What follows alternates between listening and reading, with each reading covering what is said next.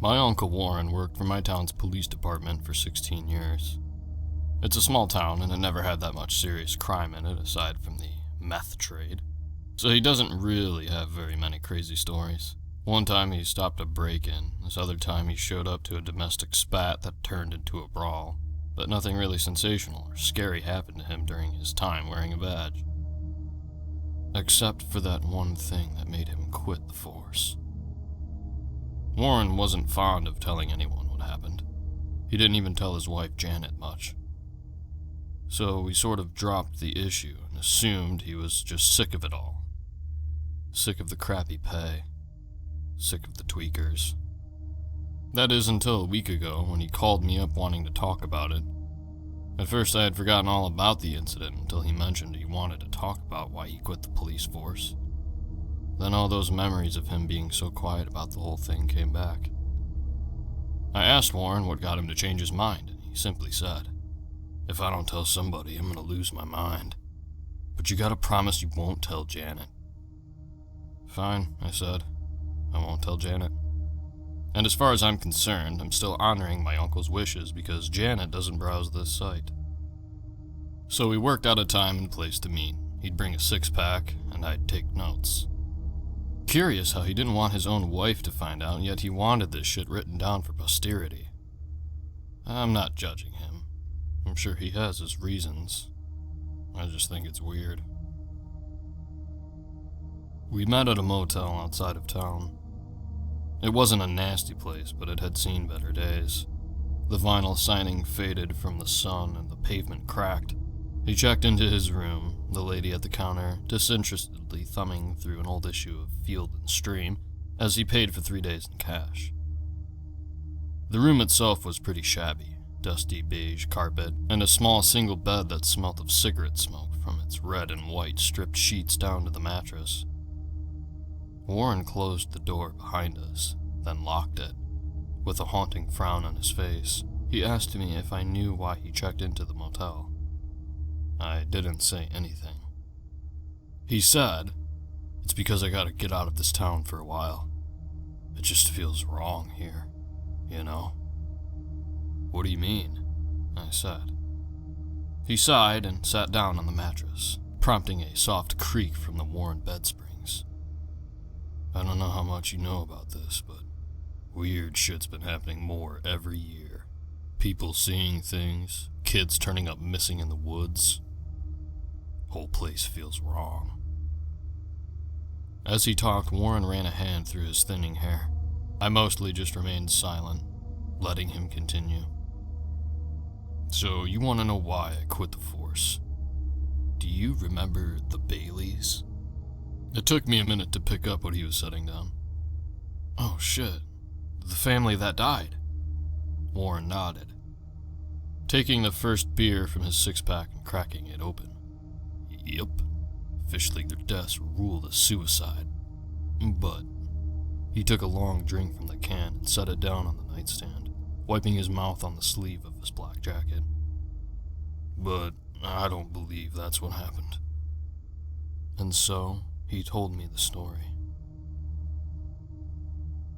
Joseph and Sarah Bailey moved to our town in 1992. Their son Martin was just an infant at the time, and their daughter, Hillary, was only 4.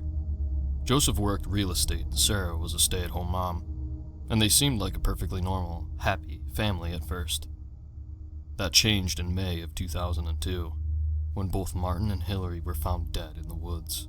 Apparently the family was on a picnic and Martin had wandered off and fallen in. Then Hillary ran off after him. They were missing for a week before they were found dead from exposure, some 2 miles off from where they had gotten lost. We questioned both of them, and they were absolutely gutted by what happened. Sarah was a total mess, blaming herself for everything while Joseph kept reminding her it was an accident, that it was his fault. Even when everyone knew it was just a tragic accident, they still acted like they straight up murdered their kids. It was horrible, but there was nothing anyone could do. The funeral came and went, and after a while, Joseph and Sarah seemed to have adjusted. A parent never really gets over the death of a child. but it looked like the Baileys were managing their grief well enough. Though there was the usual pub talk of Joseph talking to psychics and Sarah looking up weird books, but most of it was treated rightly as bullshit. You know? That is, until the both of them just stopped going out. Around 2006, they showed up in town less and less. They only went to buy groceries. They stopped talking to people or keeping up with friends. They didn't even answer their email for a while. It was alarming enough that we got called to do a welfare check. Shortly after we were asked to do a welfare check on the Baileys, the station got a call from their own number. Neither Joseph nor Sarah spoke to the dispatcher. It was a completely silent, save for the heavy, rasping breathing of whoever actually was on the line. Then they hung up after a few seconds. So we go down there, and I could already tell their house was in a sorry state. The lawn was overgrown, looking like it hadn't been mowed in years, with patches of dead yellow grass running along the edge of the lawn close to the driveway. The windows were dusty and dark, with curtains drawn on all of them. The mailbox was empty, with the lid hanging open. We walked up and knocked on the door, receiving no answer. We knocked again, even called out to them, when there was still no answer. After a third attempt, we just forced our way in. If they weren't answering their door, they were either seriously hurt or worse, and we couldn't take a chance on that. On the count of 3, I kicked the door off its rusty hinges and we all rushed inside. When we saw the interior of the house, we knew how bad things had gotten.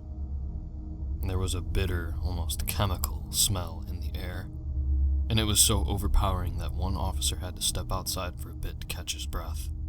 I called out for Joseph and Sarah once again, receiving no answer but the echo of my own voice. The whole house was dark and dusty. It was the first time I had to use my flashlight during the day, in fact. We split up into 2 groups and did a sweep of the whole place. My group searched downstairs, the other upstairs. The kitchen was just as neglected as the rest of the house, with piles of empty dishes in the sink, cupboards full of expired food, and cobwebs. When we reached the parents' bedroom, we were fully expecting to see their dead bodies. With the state of neglect around the place, it was clear to all of us that there was absolutely zero chance of finding either of them alive. Yet, the bedroom was empty. Nothing was missing from any of the drawers or closet. Where the hell were they? Then I got a call from the upstairs team on my radio. We found them. You're gonna want to come look at this. It's fucking crazy.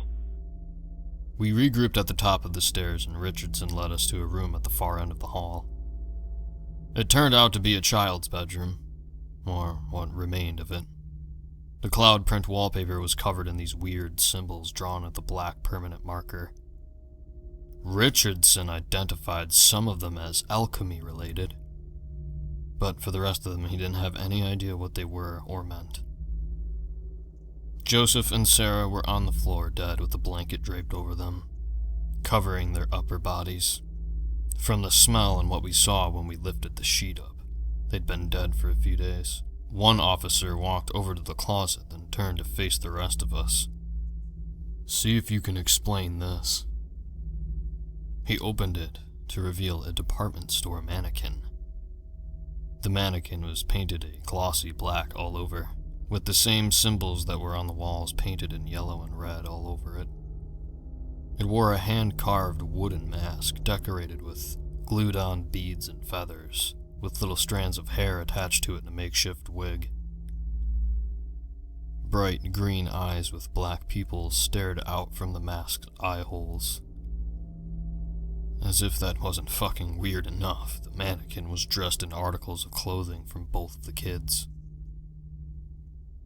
Richardson turned to look at me, and it was the first time I saw that man genuinely scared. "Must be some occult shit," he said.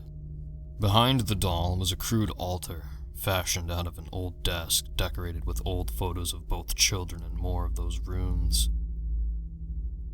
Then we all felt this intense and hateful presence looming over us.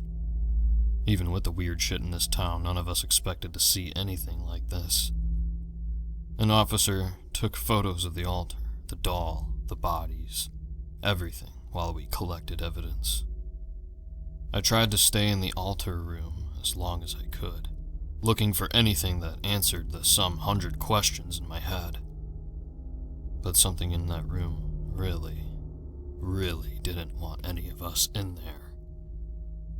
That suffocating presence just bared down on us, not letting up. After a few minutes, my teeth began to hurt, and my whole body began to ache like I spent hours doing hard exercise. That's when something fell off the shelf and hit me in the head. I looked down to see a paper folder full of letters, all signed and dated by Sarah herself. So naturally, I read them, finding that each and every one was addressed to those kids of hers after they had passed away. Each letter described what she and Joseph were doing, how much she loved and missed them, and so on. After a while, I stopped feeling sad for them when I noticed that more and more as the letters went on, Sarah wrote less like the kids were deceased and more like they were just simply away. There were even mentions of what they'd do when the kids came home.